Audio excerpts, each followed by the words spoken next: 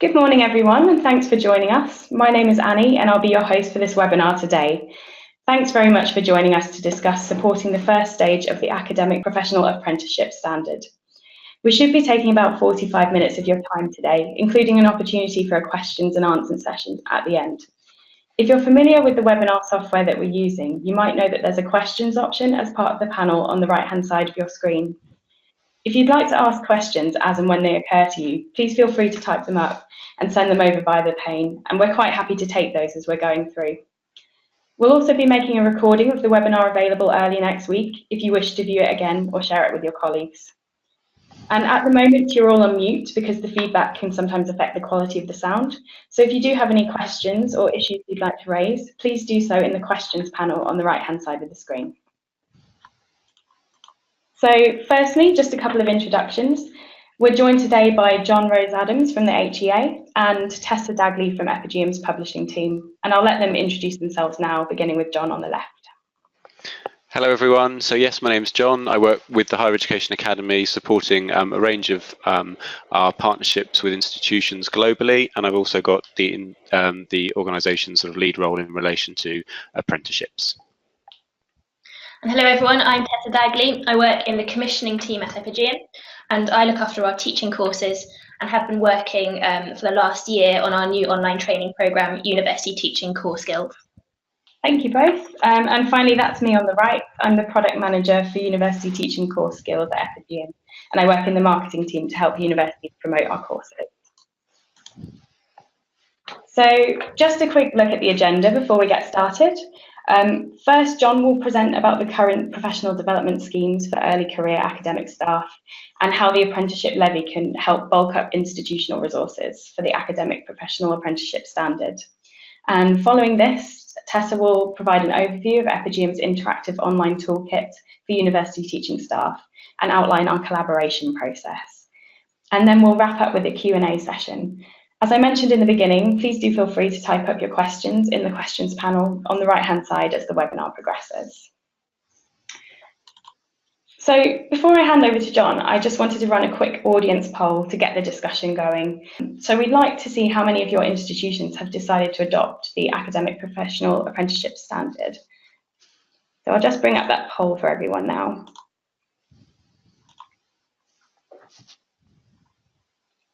And we'll just wait for some answers to come in. Okay, we've got the majority there. So I'll just share those results with you now. So it seems like there's a fairly even spread between everything there. So that's really interesting to see. And that nicely follows on to John's presentation. And so I'll just hand over to him now. Brilliant, thank you. And that was a really useful poll to get this bit started. So I'm going to talk about ways of articulating professional development schemes with a particular lens of this academic professional apprenticeship that has emerged in the last couple of years for England.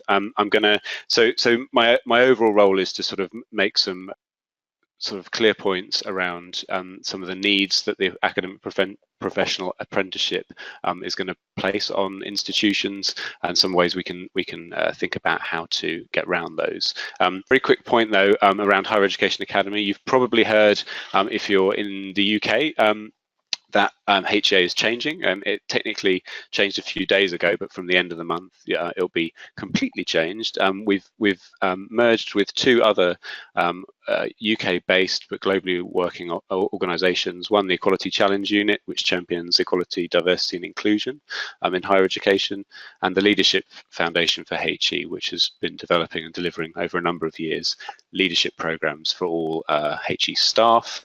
We've formed to become a new supergroup, better than McBusted, and we're going to be called Advanced HE, and we have our little description there of what the organisation will be about. But to paraphrase even that short paragraph, will be about professional development for all HE staff, and advancing both kind of the in-house training development staff offer, but also professional accreditation for that. So very much the three organisations' remits combined into one, and hopefully being better than the sum of our parts. Okay, that was the promotional slide out of the way. Annie, can you move on? Brilliant. Okay, so some very quick context around apprenticeships, because it's always useful to start at the top. So high-level points. So skills policy in the UK is devolved to the national governments. However, the UK government as a whole set a 3 million apprenticeship starts target as part of a manifesto promise back in 2014, which kick-started two big changes in terms of apprenticeships that are having real effects to our part of the world, the HE sector in England. So first off, the apprenticeships policy was reformulated, and it moved away from an old system which was based around groups of employers, training providers, assessment providers, and other agencies determining apprenticeships, how they're funded, how they're trained, the training packages that are used for them. It changed, and ostensibly now is a fully employer-led arrangement. And so the government rhetoric is around having the employers in control of the training and skills through apprenticeships that they want to see, and they've backed that up, and it's both a carrot and a stick, with a apprenticeship levy, which is a payroll tax on large employers, which can only be claimed backed by an institution by spending it on apprenticeship training. So in theory, all different industries and sectors can group together and define any occupations they wish to see articulated as an apprenticeship. They can determine the training and development those occupations require, and then they can draw down the levy for them. And it covers all levels of training and development, from level 2 all the way up through to level 8 in theory.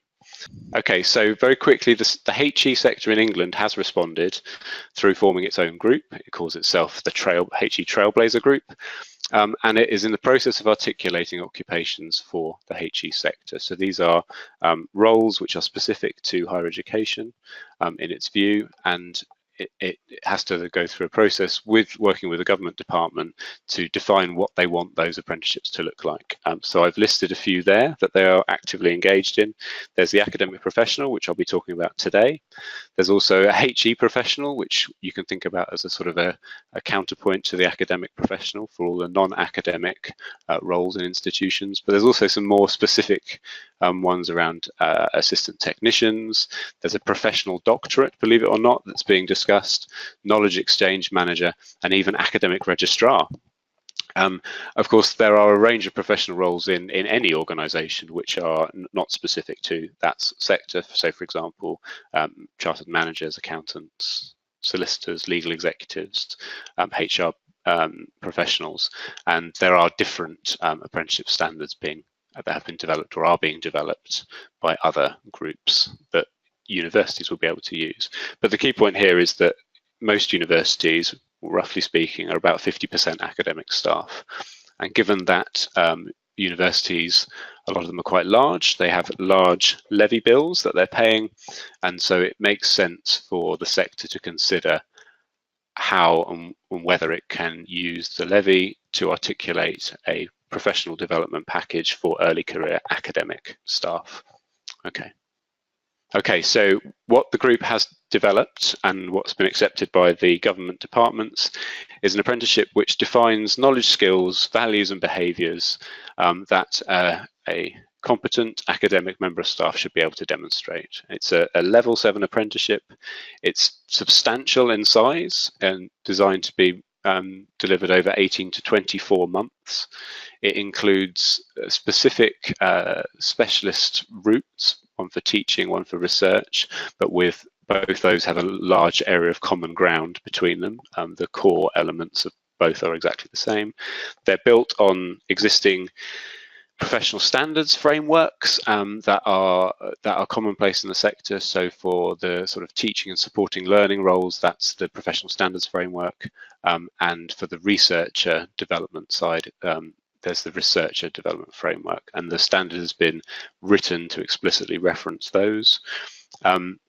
The apprenticeship can include a qualification, but doesn't need to include a qualification. It is the case in England or across the UK that postgraduate certificates are often the norm for for the core part of the training and development that academic staff are offered and other staff involved in supporting teaching and learning, but it doesn't have to include that necessarily. And the other critical key point is that the outcomes for individual apprentices must be assessed by an external organisation, and that's a big change for our sector, because we have been providing our own assessments of our staff's outcomes through programmes up to date. Okay, and the assessment is a three-parter.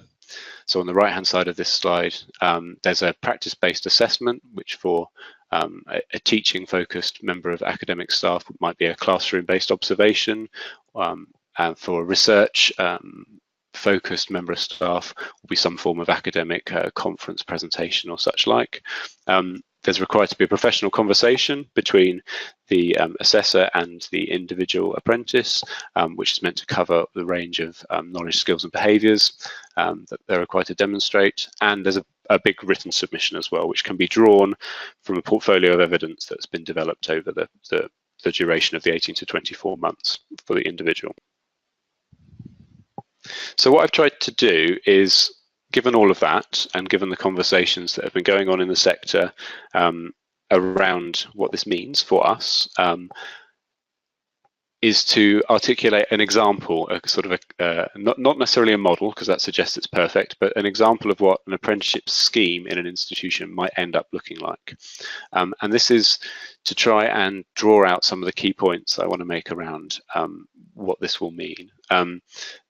The first point I'd like to make is that the apprenticeship itself will not necessarily just be a core qualification. It won't, like I said, it doesn't necessarily have to be a qualification at all, but it's unlikely to be just a PG cert.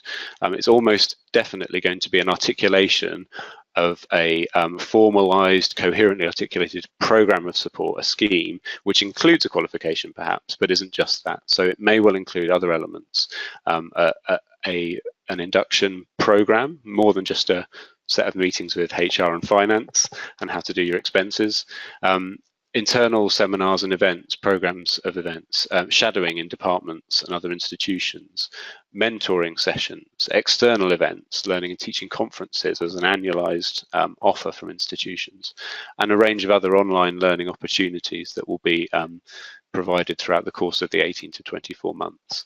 The really important point I think I'm trying to draw out here is that most of the sector is concerned around what it means to offer an apprenticeship to staff when there is a requirement for 1 day out of 5 on average to be off the job training. So what I've tried to articulate here is what some of the ways in which off the job training can be brought into the scheme and articulated within the scheme. And I think where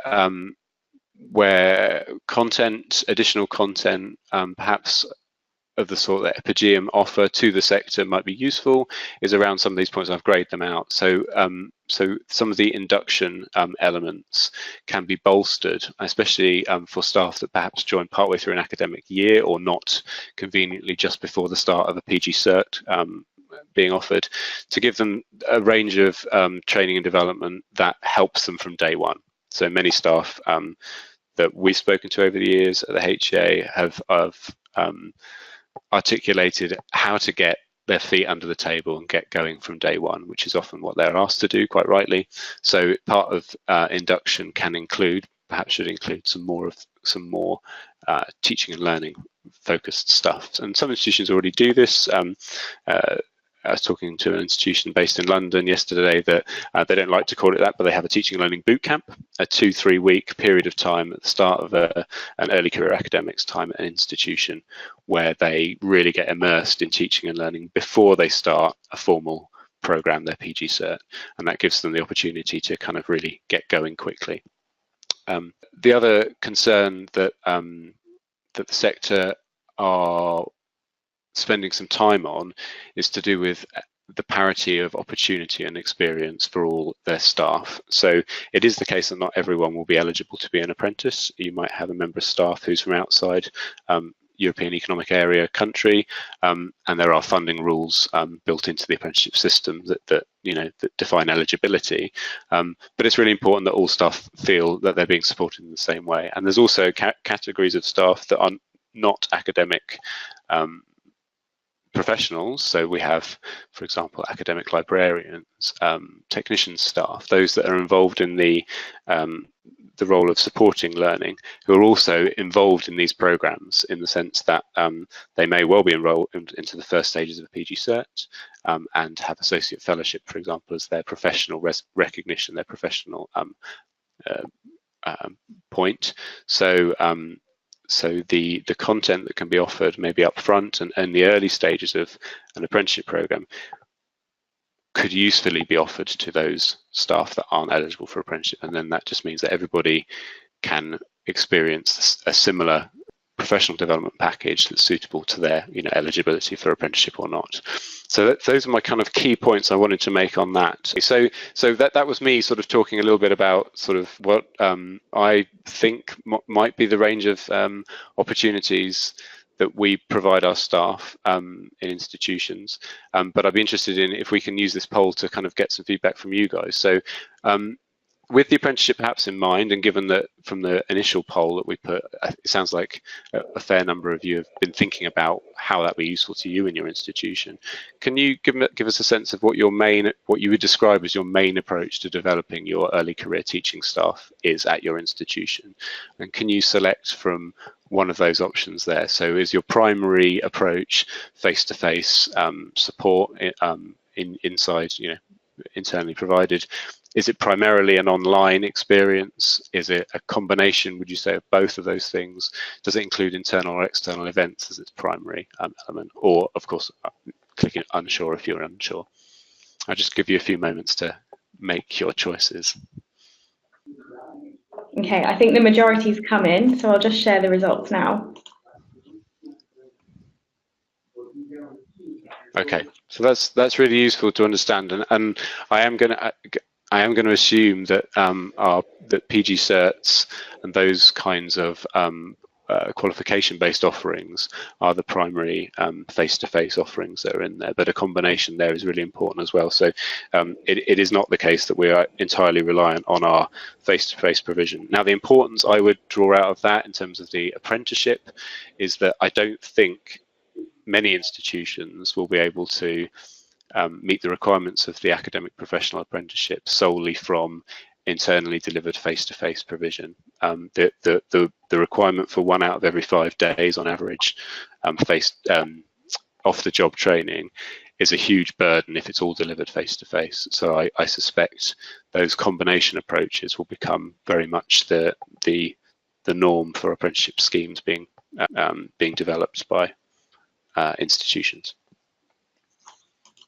Okay, thank you, Annie. I think that leads nicely into Tessa's presentation about our new online toolkit for teaching staff and university teaching core skills. So I'll just hand over to Tessa now. Thank you, Annie, and thanks, John. That was really useful. So what I'm going to do, I'm going to give you an overview of our new university teaching core skills programme, which I will be calling UTCS. I'll be covering aspects such as the target audience, the content, the structure, and key course features. I will then finish by explaining the Epigeum collaborative process, so you can learn more about that. So to start, what is UTCS? It is a flexible, interactive online teaching toolkit to help staff develop the necessary skills to teach effectively to support students with confidence within the current higher education environment. Now, we really wanted to create something that wasn't so much a course, but a really, really flexible resource where you can dip in, dip out, depending on your confidence and competence levels. And whether or not you are considering an apprenticeship, the apprenticeship scheme or not, we really believe it could be an effective part of training. And as John said, if you are considering the apprenticeship, it could form part of the training early on in the 18 to 24 month period, so as part of induction elements. So why did we decide to focus on this teaching toolkit? I'm sure you're all very aware of why teaching is very important. But some key things here. So students, of course, increasingly want to see a return on investment. In a recent HEA and HEPI student academic experience survey, only 35% of students from England paying up to £9,000 fees thought that they received good or very good value for money, and many cited better training for lecturers as a priority. Of course, teaching is becoming more holistic, so it isn't just about the academic experience anymore. Teachers are expected to provide quite supportive roles to students, and this might touch on well-being issues as well. With the TEF, as you will all be aware, benchmarking and global comparability is becoming much more important, and we really, as it is obvious, it's really important to show that as an institution you have commitments to teaching quality.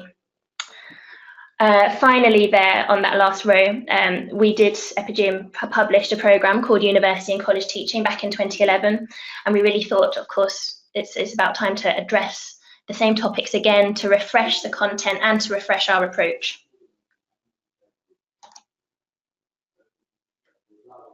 So looking at the audience of UTCS, essentially it will be for new, early career or less experienced staff with teaching or learning responsibilities. This will also include non-academic teaching staff, such as librarians, lab technicians, experts coming in from industry, from outside. So it's really a very diverse audience. It will fit in terms of the UKPSF with the D1 category. That's not to say that those who have more experience, so those who might be more in the D2 category, can't take it. As a flexible resource that's a foundation in teaching skills, it really should be useful for anybody who wants to refresh their knowledge and their skills, and to learn a little bit about how others are coping with various challenges in other institutions. So we are delighted to be working with a group of experts really globally. The project will be led by David Vows there on the left. David is widely respected in the teaching and learning field internationally. He's got particular expertise in feedback and assessment. He's one of the most highly cited Australians. He will be working with Professor Kevin Ashford-Rowe from Australian Catholic University, and also Dr. Rosalind Deuce, who is the Principal Teaching Fellow at the Arena Centre for Research at UCL. Moving on to the outline of the programme.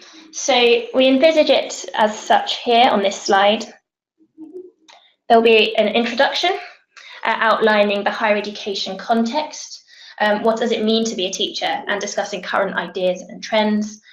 We would also be hoping to put in this introduction a self-diagnostic tool whereby participants can assess their own their current levels of competence and confidence in the areas that are listed below, these 6 main themes, which we'll be calling the 6 strands of the programme, and that will help guide them in what they actually want to take, which screens they want to access. Each strand, so designing, developing, facilitating and delivering and so on, and each module within each strand can be taken in isolation. So we're really keen to emphasise the flexibility to suit the needs. All the content, as the bottom section suggests, will be aligned to the UKPSF. So we will map it to the areas of activity, and we'll be flagging that on the screen. Whether or not an institution engages with the UKPSF, it will be useful as just reflective professional development opportunities. And alongside the online content, we'll be including downloadable offline content and activities whereby participants can think about the skills covered on the screen and apply to their own contexts. Should they wish to apply for HEA Associate Fellowship, they could then use these activities, these documents, to help build a submission later on. So the next couple of slides, I'll leave on screen there, covers the main topics we hope to include. So the strands are listed on the left, and the modules that we have proposed we put within those strands are listed on the right. Very briefly, just to go through them, within designing, of course, at this D1 category, this D1 level, we won't really be expecting participants to have to design whole curricula. This will be looking more at how to design effective teaching within your session, how to fit in with a scheme of work, and how you can think about your online and blended teaching approaches. And if you want to embed employability into your teaching, how you can do that, what kind of activities would you like to use, what's the active learning there. And that takes us on to the developing strand too. That's how to really boost the learning, including how to provide high quality learning resources. Within facilitating and delivering, which will be a fairly beefy strand, we'll be covering how to teach large classes, how to teach small groups, and including specialist and non-traditional settings such as the laboratory and out in the field. Moving on to this next slide, assessing is fairly self-explanatory. Again, at this D1 foundational level, we wouldn't be expecting staff members to have to design whole assessments completely by themselves, but it'd be more a case of how to facilitate and design the activities, the assessment activities within a session, how to fit into the wider scheme of assessment, perhaps within your department, then how to give effective feedback and useful comments, how to mark and grade and use rubrics, and the possible challenges.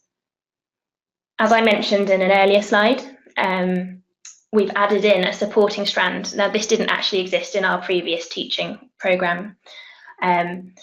We thought it's really useful to include modules on supporting all students and in providing pastoral support, really to establish where boundaries are. So as a member of the teaching community, what is your role in pastoral support, and where does that end? And also how to deal with challenging conditions. The last point there is where you can get support, which again is really important. So teaching, of course, could be very overwhelming, and where can you actually seek assistance as well? The final strand, evaluating, again, is pretty self-explanatory. It'll be looking at evaluating and measuring your teaching, how you can change your approach and change your how you facilitate sessions in order to improve, and the milestones and pathways. So that milestone and pathway might be, how do you want to progress in terms of applying for HEA Associate Fellowship and then later Fellowship.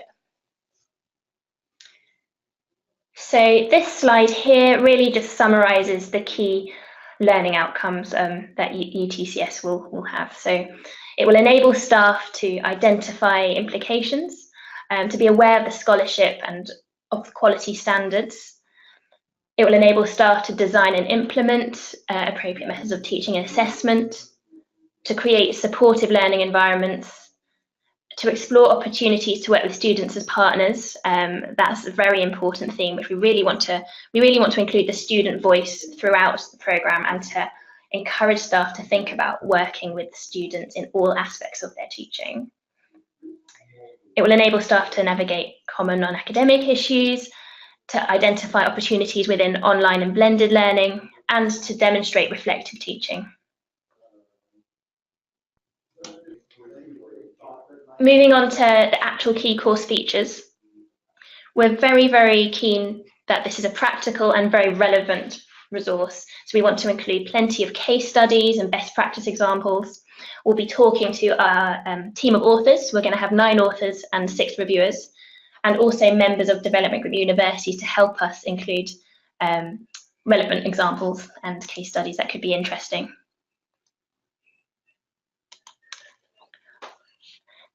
We'll also be including scenario-based activities, which we hope to include in every single module in the course. We'll include a section where you have to apply the knowledge and skills covered in that module to a realistic or very relatable scenario. For example, that could be looking at common mistakes made, common pitfalls, how a particular teacher in a certain situation can navigate these. I mentioned a self-diagnostic tool we'd like to put in the introduction.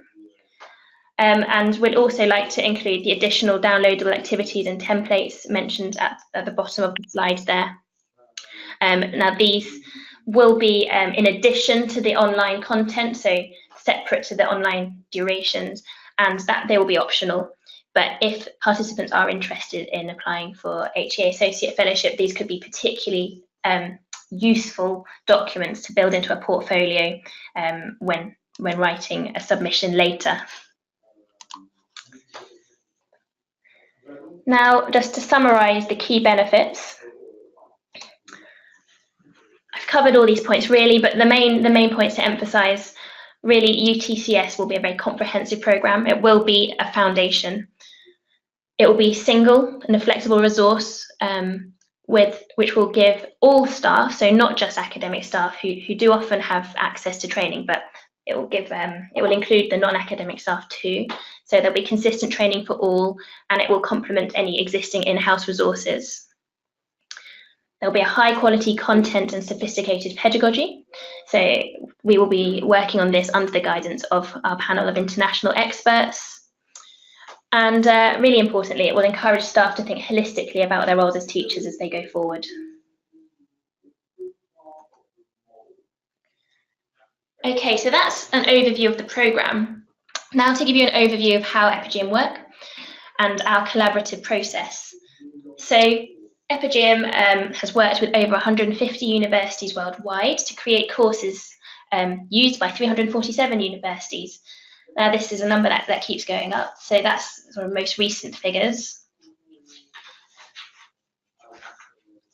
We work alongside the authors, the reviewers and the advisors and these universities to create our projects and to create our programmes, and these collaborations are called development groups. If you are part of a development group, you'll be involved at key stages in the process. So you'll be involved with agreeing the detailed course curriculum. You'll participate in a programme launch workshop. So for UTCS, this will take place in London on the 26th and 27th of June this year. You would be taking part in peer reviewing the materials as they are worked into the courses. So we have several points within the development where we release the storyboards, essentially the Word documents, the manuscripts, to everybody working on the project to provide feedback.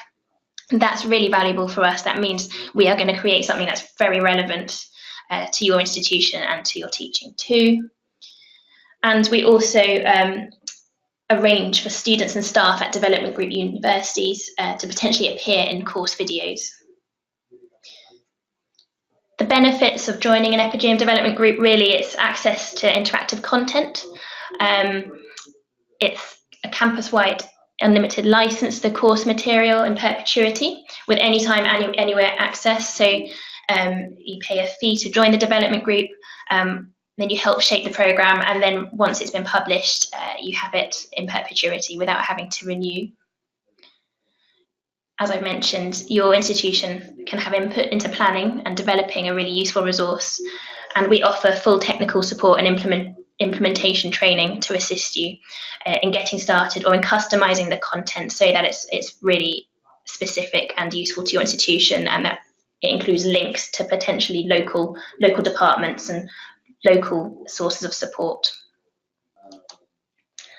I'll finish there with just leaving this quote from a lady we worked with at Brunel University. Really, it's just to highlight that the Epigeum development group process is really unique, and it's a really exciting opportunity to come together, both face-to-face at a workshop and then virtually online, and actually share ideas as we build this resource. So I'll leave that there. Hopefully I've covered all the main points, but please feel free to ask any questions. Yeah, well, thanks very much, Tessa. So now we'd like to open up the discussion to take any questions from our audience members. So please do type up questions in the panel, and we'll try and answer as many as possible in the time we have. And I think I've seen a few come through. There's one here. We're thinking of starting the new apprenticeship scheme as early as September 2018. I'm concerned there's not currently an endpoint assessor registered. Should I be concerned, or will it be okay in the end? John, I think. Yeah, I was going to say, Tessa, over to you. No, I'll do it. So that's true, but that's technically because there can't be one. So you're in organisations that want to be endpoint assessors can only apply to be an endpoint assessor once the apprenticeship has been awarded a funding cap by the government department, which technically hasn't happened yet. There's two expectations. One is that advanced HE, so HEA, under its new name, will offer an endpoint assessment service, but also that institutions are free to make their own local arrangements with partner organisations in the local area. So it might be that there's 2 universities in a city, and that there can be an arrangement where endpoint assessment is a reciprocal arrangement. So it is expected that they will be there, but they technically can't be on the list until the apprenticeship has been fully approved. So don't panic, and certainly Advanced HE, we're there for you if you need us. So if send me an email if you'd like some more information about that. Okay, thanks, John. There's another one here for Tessa, which she may have covered, but I'll just reiterate it again. So will university teaching core skills cover non-academic staff as well? Definitely. So one of the main the motivations for creating this resource is that we want it to be inclusive of all staff who have teaching responsibilities, particularly those who might not actually have access to typical PG certs or other similar things. So yeah, the target audience is diverse. It could include everybody from lab technicians to PhD students with teaching responsibilities, to librarians. So yes. And we have one more here. What is the next step to join the development group? Well, I think the best thing to do is we'll be in touch after this webinar to share the recording. I think our colleague Simon, he'll be in touch to give you more information about pricing to join and the next step. So we'll be putting you in touch with that now. And if I may, I was going to make one sort of connection back to between what you described, Tessa, and the apprenticeship, and it's in relation to how apprenticeships are at their most effective designed around the individual needs of the individual members of staff. So it strikes me that a lot of apprenticeship programs start with some form of skills audit, for want of a better word, and that content that is designed to be not that you can pick and choose, as you described, Tessa, or you can select those things that are most needed. It's very useful to starting off on an apprenticeship scheme where you can just essentially cherry pick those development needs, put some development in place for those. So that's a good connection back to the kind of making these apprenticeship schemes useful to the individual and tailoring them to their needs. Yeah. Absolutely. Thanks, John.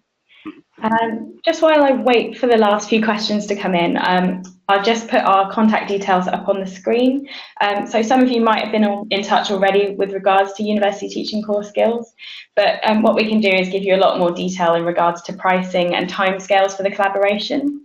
So if you do have any questions, please do contact us. I've just had an email question come in saying, could you please give us John's email? John, are you happy for us to share with participants? Yes, okay. Yes, and I've got a new Advanced HE one. I'll email it to you. Okay, great. Thanks very much. We're also able to provide you with a trial of one of our existing courses. So if you'd like to get a look and feel for how they function, please do get in touch and we can set you up with that. Thanks very much for attending this webinar today. I hope you've had a good rest of the day and we look forward to hearing from you. So thanks very much everyone, and goodbye from us.